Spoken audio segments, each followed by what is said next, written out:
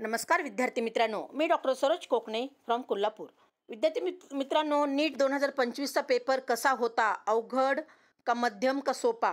आणि याच्यावरती कट ऑफवरती काय परिणाम होईल त्याच्याविषयी अगदी मी तुम्हाला पूर्णपणे हा व्हिडिओ घेऊन येण्याचा प्रयत्न केलेला आहे। तर नीट पेपर ॲनालिसिस याच्यावरती मी आज तुम्हाला सांगणार आहे। तर फिजिक्सचा पेपर डिफिकल्टी लेवलवरती होता असं हे खूप सारे विद्यार्थ्यांकडून आपल्याला कळलेलंच आहे। तर अगदी त्याच्याविषयी पूर्ण सांगणार आहे। तर न्यूमेरिकल प्रॉब्लेम्स मोर रिक्वायर्ड आणि स्ट्रॉंग ॲप्लिकेशन स्किल हे जर वापरून ज्या विद्यार्थ्यांनी केलेलं आहे त्या विद्यार्थ्यांसाठी थोडासा पेपर चांगल्या बऱ्यापैकी साईडला गेलेला आहे असं म्हणता येऊ शकेल। कारण खूप साऱ्या विद्यार्थ्यांची कालपासून कॉल येत आहेत की मॅडम पेपर खूप हार्ड होता।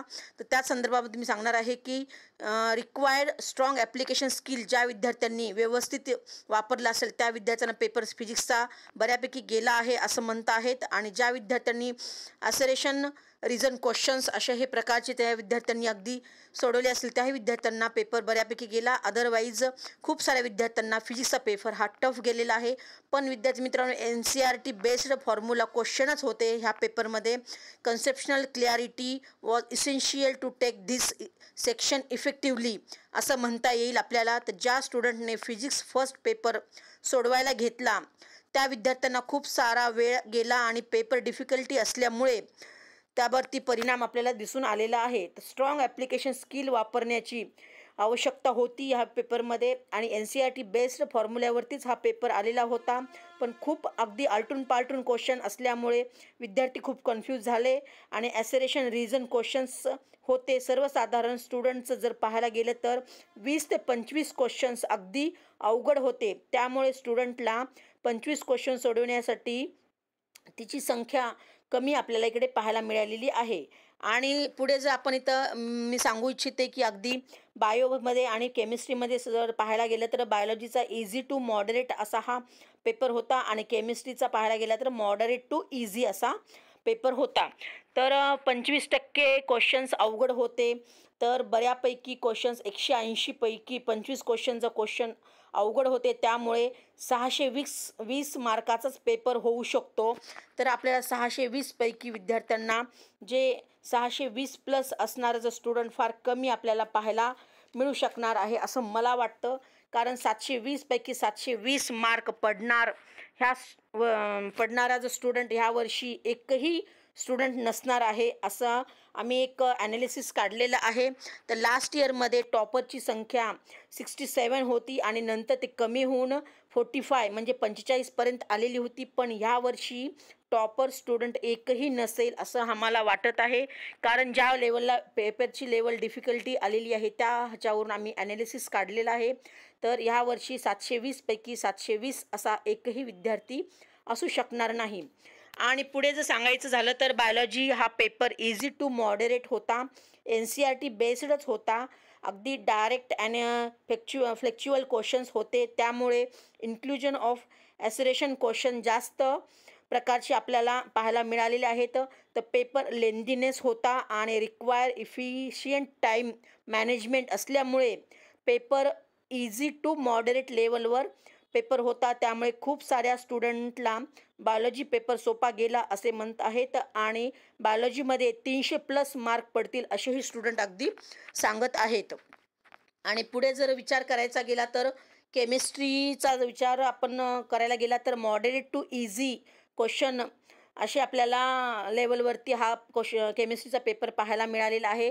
बॅलन्स डिस्ट्रीब्युशन होते, त्याच्यामध्ये ऑर्गॅनिक इनऑर्गॅनिक हे इक्वल डिस्ट्रीब्युशन्स होते आणि फिजिक्स केमिस्ट्रीसुद्धा डिस्ट्रीब्युशन्स इक्वलवरतीच होते। तर कन्सेप्शनल्स अंडरस्टँडिंग इन ऑर्गॅनिक केमिस्ट्री असं म्हणता येईल आणि ॲसेसरी रिझन टाईप क्वेश्चनच होते। हे सर्वच टॉपिकवरती क्वेश्चन्स आलेले असल्यामुळे अंडरस्टँडिंग इन ऑर्गॅनिक केमिस्ट्रीची गरज होती। तर ह्या केमिस्ट्री पेपरमध्ये स्टुडंटचा फीडबॅक जर पेपर मॉडरेट टू इझी असं बोललं जात आहे। पण फिजिक्समध्ये 25पेक्षा जास्त म्हणणाऱ्याची संख्या फार कमी दिसली आहे।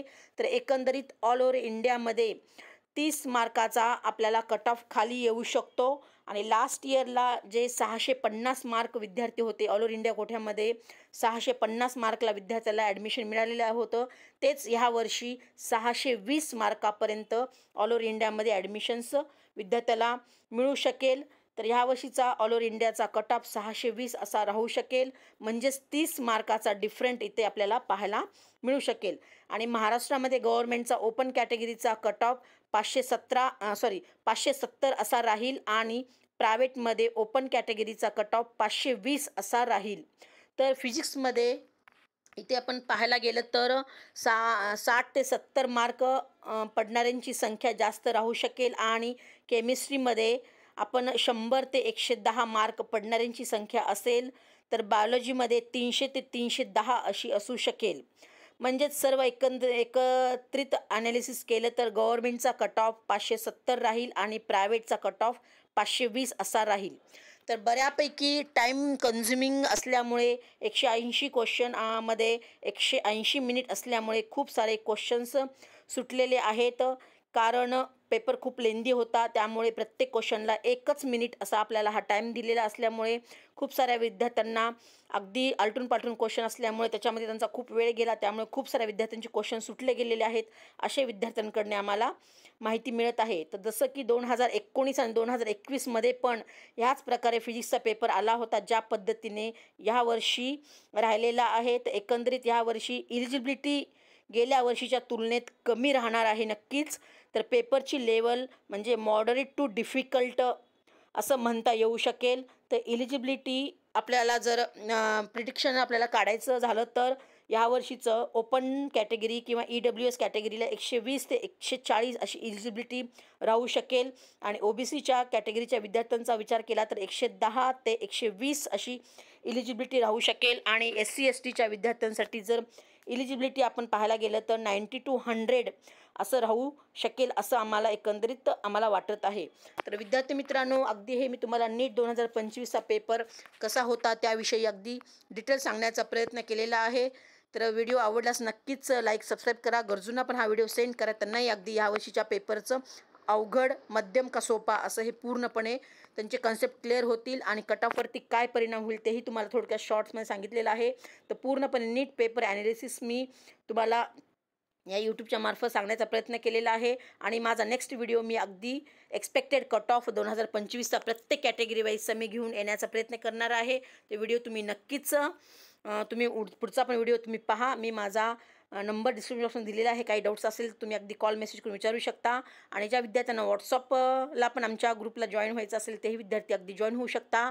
मी माझा व्हॉट्सअप ग्रुप लिंक पण डिस्क्रिप्शन बॉक्समध्ये दिलेलंच आहे, त्याच्यावर तुम्ही क्लिक करून जॉईन होऊ शकता आणि डेलीची नवीन अपडेट्स पाहू शकता.